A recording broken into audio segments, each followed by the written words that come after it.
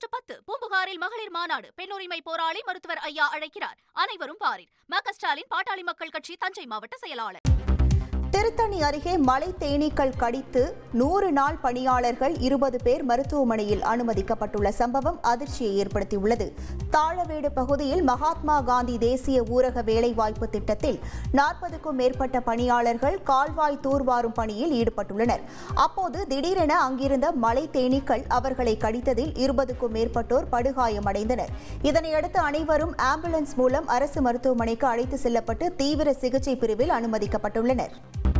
திருத்தணி முருகன் கோவிலுக்கு சொந்தமான சரவண பொய்கை திருக்குளத்தில் மழை நீருடன் கழிவுநீர் கலந்து துர்நாற்றம் வீசுவதால் நோய் தொற்று பரவும் அபாயம் ஏற்பட்டுள்ளது. திருத்தணி மலைக்கோவில் அடிவாரத்தில் உள்ள சரவண பொய்கை திருக்குளத்தில் கழிவு நீருடன் மழைநீர் கலந்து பாசி படிந்து துர்நாற்றம் வீசுகிறது.